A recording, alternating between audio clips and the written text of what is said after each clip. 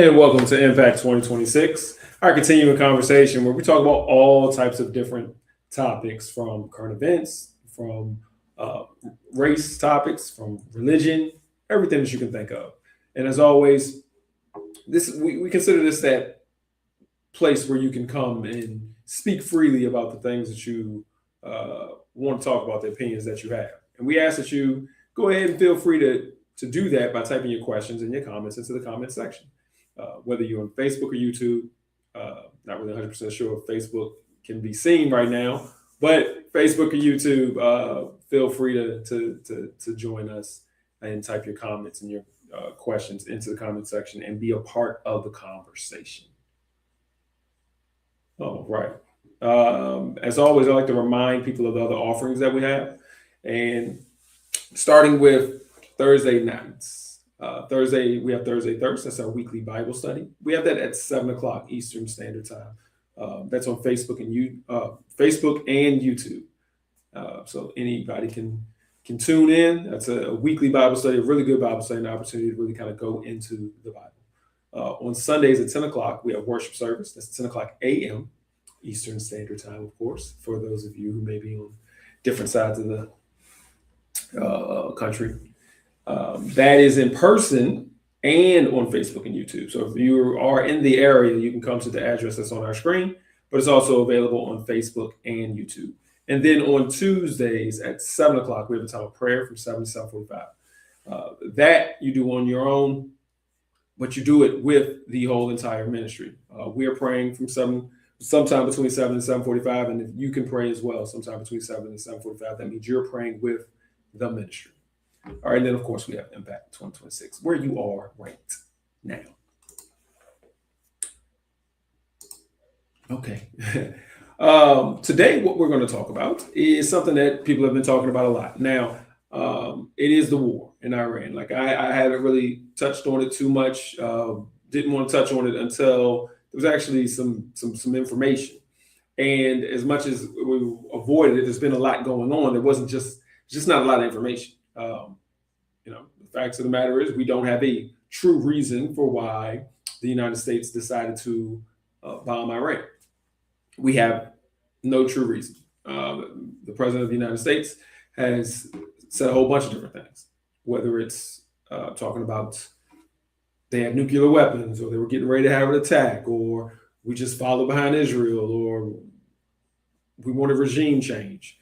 We have all of these different types of theories and things going around, but there really is no facts there. People really don't know what we're doing. One moment and one day we're talking about we're just bombing. The next moment we're sending troops to the area. The next moment we're asking Congress for $200 billion. It's just a mess. One moment it's just us and Israel, and we're just going in there. The next moment the president's begging all the European countries and NATO countries to help out, and the next moment he's saying we don't need any of y'all help. It's pure craziness. So it's not a lot other than a humanitarian issue, the fact that we're just bombing and killing people. There wasn't a lot there to talk about.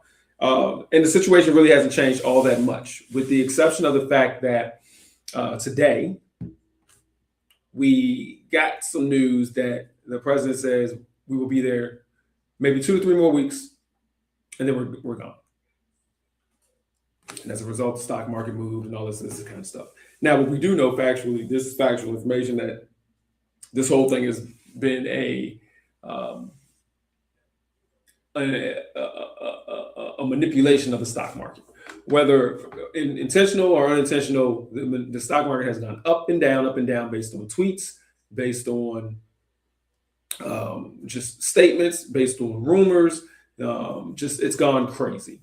And so you're talking trillions with a T, trillions of dollars moving every single day based on what's been going on out in the Middle East. And based on just, tweets and rumors and reports that have been going on from this administration. And so we do know that it's been a moneymaker or money mover, let's say that, more so for a lot of people. It's just been moving a lot of money around.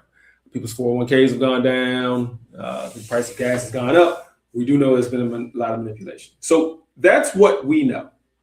And so it was difficult to kind of, just approach it and talk about like, what are we going to talk about? But then, so we know that's about to end. But then we also had, from our standpoint, a religious component in conversation. Two big things happened over the weekend, and that's kind of where we'll start and we'll kind of lean into it. One, for the first time, they said in centuries,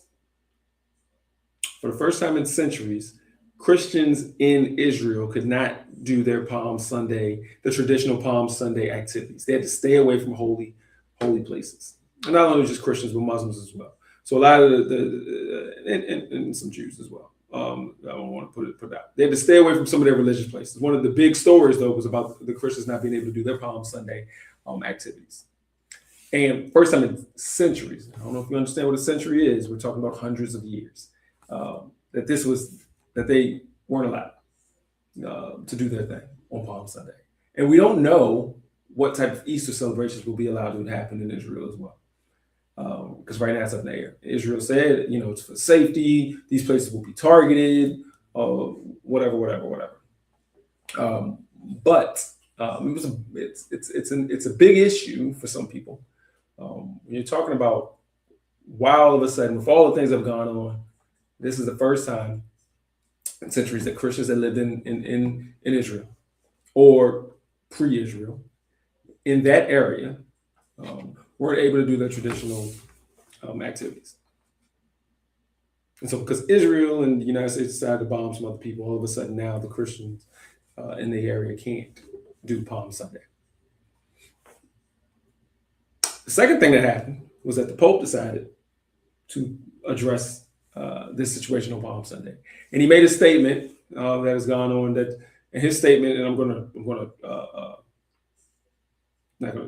to just give you a summation of the statement, which basically he said that the prayers of people who are waging war, God does not listen to the prayers of the people who are waging war.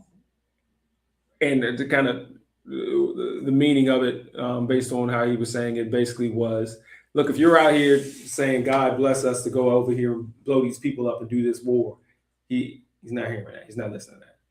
Because that was your decision. It's not like it's a holy war or a war that he told you to go into. This is your decision. And so as all these people are talking about, all these people will be like, pray for the soldiers and pray for the leaders and their decisions and going into Iran and whatever. The Pope was saying, nah,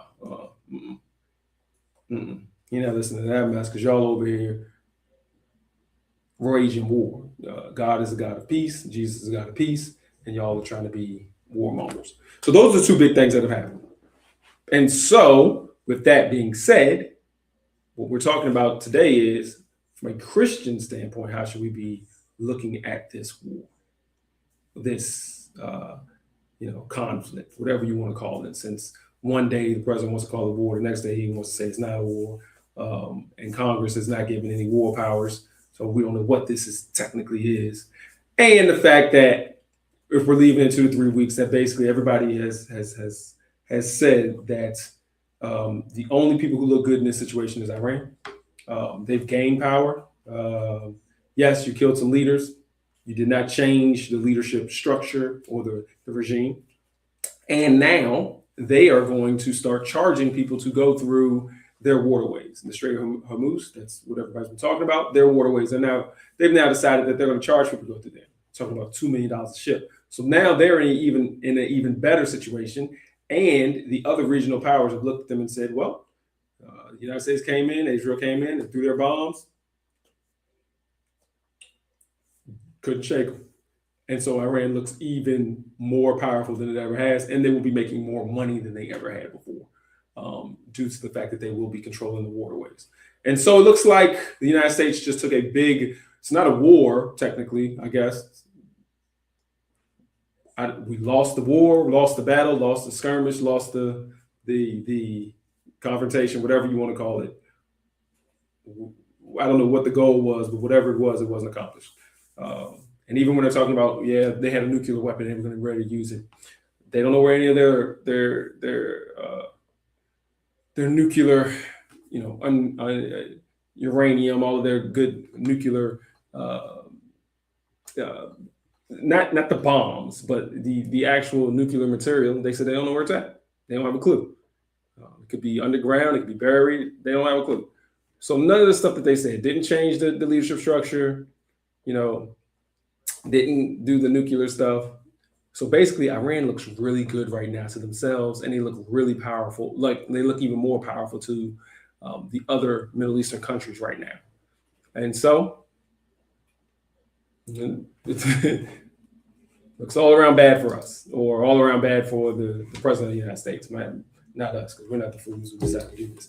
All right, let's go to some comments. I believe part of the reason was because Trump wanted to be in a war, just to show that he is a tough guy. Yeah, probably so. Because it was a guy that was listening to the other day, and he was an advisor from he's been an advisor over previous administrations when it comes to world conflicts. He's not a military guy, but just more of like a State Department type person. And what he was saying basically was that what happens to a lot of these people when they become president is that they see all of the military might, and that's why sometimes it's better to have somebody who had some military background. But you see all the military might, you get enamored with all of the tanks and all the missiles and all of the planes and everything that we have. And he said you just see all of this and you think, wow, we got the most powerful, most sophisticated army in the whole entire world. Military, all of our resources. We could just go in and dominate people. And so they say that's what happens to people when they come into the office of the president, and they realize and they get that in their head.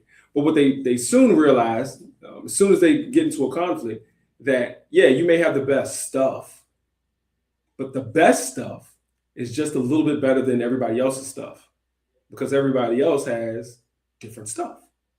And so we went over there with all of our big giant bombs, and the reality of the matter is they had different stuff. They had all of these drones. We went over there with all of our bombs, and they have different stuff because they don't need to fight that kind of war. You want to come in on the ground. You can bomb all day if you don't come in on the ground. And so they said, what happens with these presidents is they fall in love with the fact that they got all these nice shiny toys, and they don't realize that it's big and bad as you think it is. It's not. It's not all that. It's okay, but it's not all that. You can't win a war by just bombing folk, unless you have just like a really small country without any resources. You can just take it over. And so I think that's what happened. I think you're right with the conversation here where you're saying he just wanted to be in a war. He thought he had all of the best tools, and then shortly realized you don't. That stuff doesn't matter. War is a lot more complicated than what you think it is. And so, yeah, I think it was just you got a foolish guy, foolish type behavior. Doesn't listen to the advisors, doesn't listen to the military people, doesn't have any military background, just doesn't know what he's doing. We need to keep in mind that Israel of today is not the Israel of the Bible. The Israel of the Old Testament was destroyed, and only Judah survived. Yeah, I think that's one of the sticking points, I think, for a lot of people. These aren't the same. These aren't the same people that you see in the Bible. These aren't the same Israelis. These aren't the same Jews. This isn't the same situation. This is a different situation, and that's why I think that a lot of people, I know a lot of people that I talk to, they separate the two. There's a significant difference between Jews and Israel. There's a significant difference between the state or country, whatever you want to call it, of Israel, the leadership of Israel, and even the Jews that live in that area. And so when you're dealing with a government that has priorities, war priorities, they just want to take stuff over. They're trying to expand their borders. Even right now, they were talking about annexing some of Lebanon as they're fighting. So they're trying to expand their borders right now. That has nothing to do, in my opinion. I think it has nothing to do with Israel of the Bible. It has nothing to do with the Jews of the Bible. And this is I think you're fooling yourself if you're considering that these people have some kind of mandate from God. That these are some people who are just highly religious. No, um, this is not that. This is a business deal. These are politicians. These are just, the state of Israel is not anything. I would say not anything special. It's a big difference between Israel and Israel of the Bible. So that really good comment. And so, but then that comes to the thought. All right, so the Pope is out here saying that we're not, God's not listening, and so to us as we try to go through and validate our reason and rationale for bombing people and killing people, that we're not going through on the right side. There's nothing good here that we're doing. We're just out here trying to flex power and do things. And then the unfortunate part is, based on polling, the majority of the United States is not on board with this. But even more so, you have a guy who has talked all of this Christianity stuff, and you have all these people who are evangelicals or Christian Christian nationalists who've been talking all of this mess for the past couple of years, talking about how Trump is representing them and he's representing Christianity and blah blah blah blah blah, and the whole time we're looking worse and worse and worse across the board. We're getting Christians in Israel, in Jerusalem, are not going to be able to do. They can't do their Palm Sunday events for the first time in centuries, and then we don't know what's going to happen next week with Easter. But yet this is supposed to be great for Christians. And then you turn around and the Pope, the leader of the Catholic Church, is sitting here and being very critical of how the leader of the United States is acting. As Christians, it seems like there's a huge disconnect between what's going on with the leadership in the United States and Christianity. There's some conflict here. And so, because it's not just those two parts. It's a lot of folk. You hear a lot of folk nowadays who are sitting back here saying, the Christian thing to do is to, what the president is doing. He's supporting, Christianity and stuff like that. And these aren't Christian nationals. These aren't maybe evangelicals, but they're just other folk who have mixed their Christianity and their politics in together. And I think that those two things are related. And if you can't see it, if you couldn't see it before, you should be able to see it because of this war. That this has nothing to do with Christian values. This has nothing to do with Christianity. This is not what a Christian president would be out here just causing death for no reason. Another comment. Oh, here we go. Therefore, as Christians, do we have an obligation to support Israel? Yeah. That and that's what a lot of people think. That for some reason, as Christians, we have an obligation to support Israel. For me, in my opinion, it's absolutely not. Absolutely not. There is no connection between the state or country of Israel, depending on how you look at it, and Christianity. They're no different from any other country. They're no different from any other group of people. There is no special situation there. Now, Jerusalem, definitely, you call it the Holy Land, and there's different historical aspects to the location. But when you talk about the state of Israel, when you talk about that governing body, no, we don't have to support them at all. Like when they're doing their foolishness of murdering people, and be clear with that. The state of Israel that murders people. We don't need to support that. The United States got caught up, or the president of the United States got caught up trying to be like Israel and saying that, if Iran didn't do what we wanted them to do, then he was going to blow up their water plants. They're plants that kind of cleans up the water because it's tough for them to get water out there. It's got a lot of salt. So they're the water plants that takes the salt out of the water so that people can have water to drink. Yeah, we were going to attack those. And then we were going to attack their energy infrastructure. The energy that electricity and everything that goes to just regular civilians. They said, if you don't do what we want to do, we're going to attack those. Now, those are war crimes. You're not allowed to do that. You're not supposed to do that. If you're a good country, you don't do that. Those are war crimes to try to attack things for civilians. civilian infrastructure, as they call it. And so the president of the United States is just putting out here, hey, we're going to do war crimes. Well, that's something that Israel does. Israel kills journalists, and they just did it. They literally just killed journalists and then they say, well, these journalists were spies, and then they aim for hospitals and schools. And then they always claim, well, there were some people hiding bombs in the schools, or there were some bad guys hiding behind the kids in the hospitals and the kids in the schools. They always have excuses for why they're aiming and shooting and killing civilians. And so the United States, or let's not say the United States, the Trump administration got caught up in that, trying to be like Israel, trying to make sure that they do war crimes and they kill civilians and people who are not involved in any of these conflicts between old men. And because they're using this fallacy of somehow that Israel and the United States, that we're connected because of Christian values. No, as Christians, we have no obligation at that, in my opinion, none, to support Israel. Israel is a criminal country that consistently does criminal behavior, in the sense of they are killing people. When they get attacked, they attack back, but they are going to attack civilians. They are going to kill civilians indiscriminately. Even right now in Iran, when they're talking about a lot of the schools that got hit and the hospitals that got hit, the general consensus, I don't know this for fact, but the general consensus is that most of those were Israeli bombs, because that's what they do. They attack civilian infrastructure. And so, no, again, as Christians, I don't think not even that we have an obligation to support that. I don't think we can support that.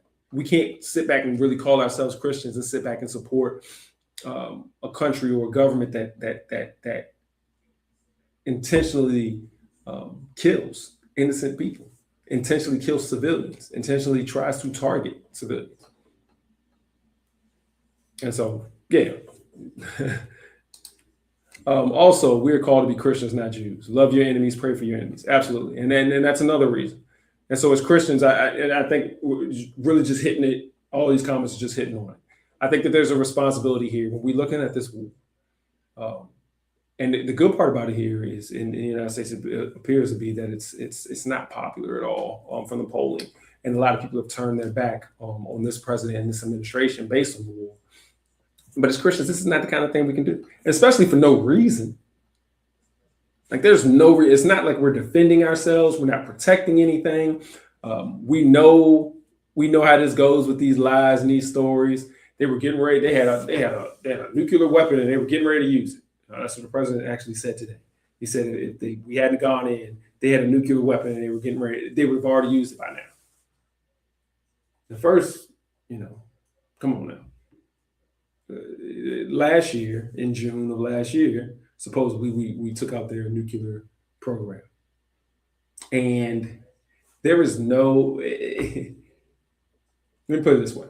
If we blew up their nuclear facilities and all their nuclear stuff again this year, then why are we stating that we don't know where their nuclear stockpiles are? How come we need the general consensus that we have to send in ground troops to find it? So then what are we doing? If they had a nuclear weapon that they were about to use,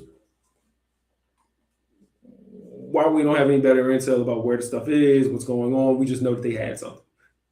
It's because all of that is just a mess.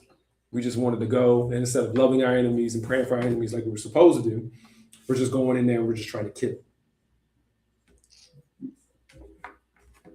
And the sad part about it is it's a bunch of people. I believe that there are people in Congress and there are people who are leaders across this country, Christian leaders. But the problem is that they've decided that they're going to follow politics more than their Christianity, or follow this president more than their Christianity. And they didn't speak out against it, not in any kind of significant manner.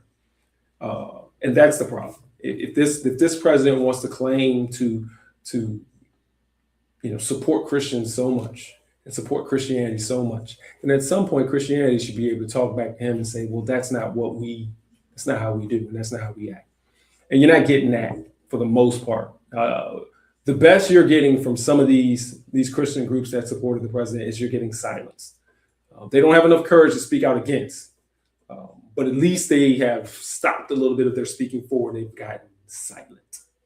But again, that's not good enough, because if you're gonna talk loud and be wrong, then you need to talk loud and be able to correct that wrong. Just as loud as you were when you were being wrong is as loud. You need to be twice as loud when you're trying to correct that wrong, when you're trying to apologize, or when you're trying to come back and you're trying to say, all right, I need to fix this error.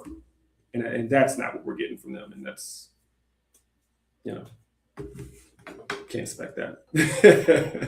That would be like having some character and having some more. The only country we need to be concerned with in regards to using the nuclear or atomic weapons is the United States.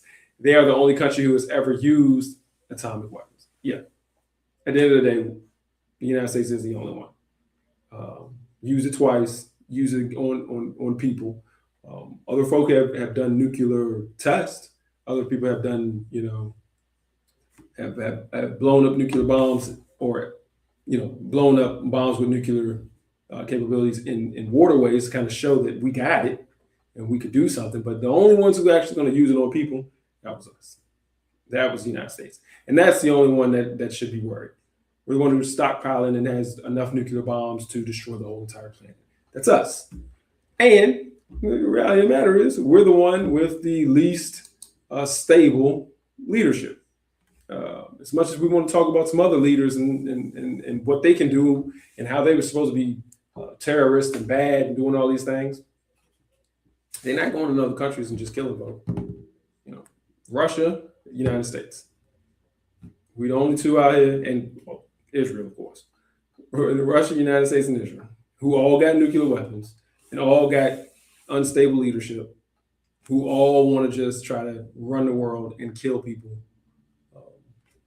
civilians, for whatever reason. And so, yeah, that's what we should be worried about.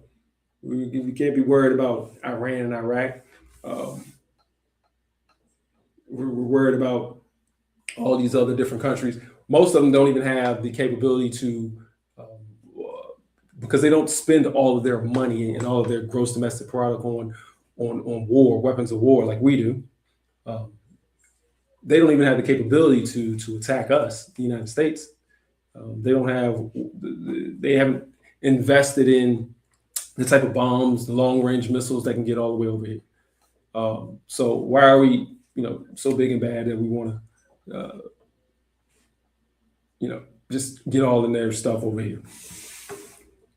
And again, I understand it. People, there's a lot of different, it's a lot of layers to this, because you're sitting back and you're looking at Iran and you're looking at some of the things that they've done to their citizens, killing some of their citizens and doing other little harmful things. They're supposed to be a sponsor of terrorism, as we've stated. So there's a little bit of complexity there, but at the same time, they were that last year and the year before and the year before. And so the question is, what has changed now when you decided that we need to just bomb and then blow things up? Another comment. I don't think Trump is too far from actually using the nuclear weapon on Iran, just to see what it will do. The only reason I will say is, as much as I think that we have a lot of cowardly people, a lot of weak people in the administration, a lot of weak people in the government, a lot of weak people, and it's going to sound bad, but a lot of weak people, weak-minded people in the military. I don't think that they're that weak that they're going to allow a nuclear weapon to go. So as much as he wants to go ahead and say, yeah, I want to do this, yeah, give me the like they do in the movies, give me the red phone so I can go ahead and push the button. At that point, I do think cooler heads would step in. Article 25, the 25th Amendment, or whatever else you want to envision it happening. As much as he may want to, I don't think he has the ability to. It is as much as it's almost unchecked power. There are a couple of people in there who, let's make it plain. There are a couple of people in there who are not cowards, total cowards. And there's a line that it gets to of where they'd finally step up, and I think that's the line. I would be surprised any other way. So I don't think that's a threat. I do think it's a threat, but I don't think it's as much as a threat that can occur. Yeah. All right. So we kind of just blew past our time. So just one of the things, just as Christians, with how we look at this war, and how we look at this situation, and how we look at what's going on.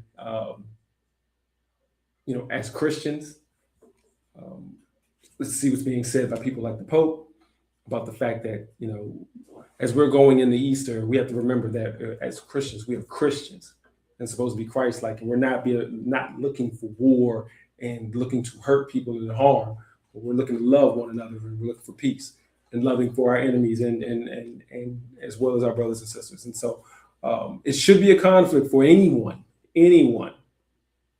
who supports this administration. I'm not saying support the country, but really supports this administration and what they're doing. Anyone right now who can call themselves a Trump supporter, you really have to look at whether or not who do you serve. Because I truly believe, and I've said this for a long time, that there are no Christians that are MAGA. There are no Christians who are Trump supporters. I truly believe that. There are people who believe in God. There are people who go to church. But if you're trying your best to follow the word of God, then I do not believe that you can be following behind somebody who has no desire to follow any of the words of God. And so you got to pick. You got to pick and choose. Be hot, be cold.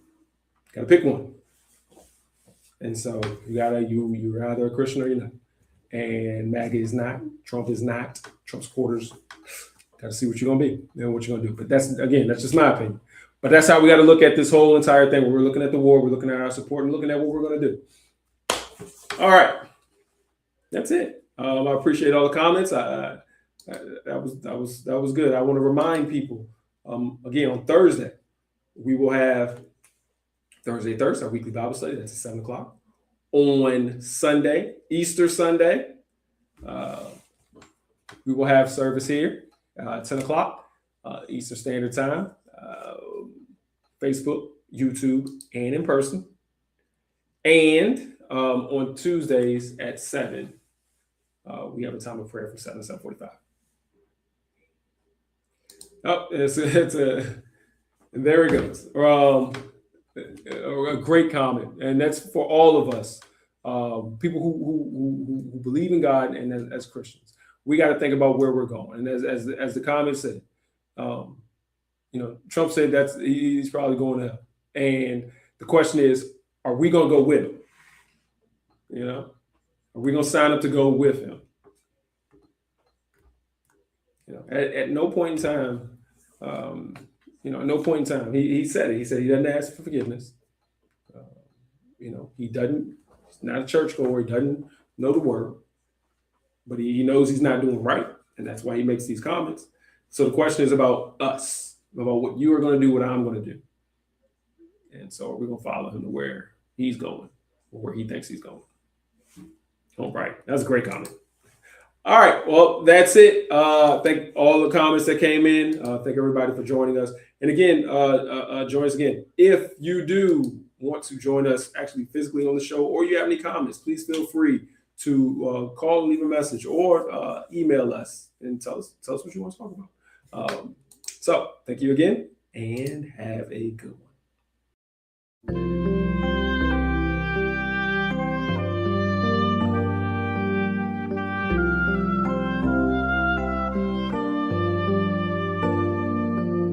Sometimes you'll want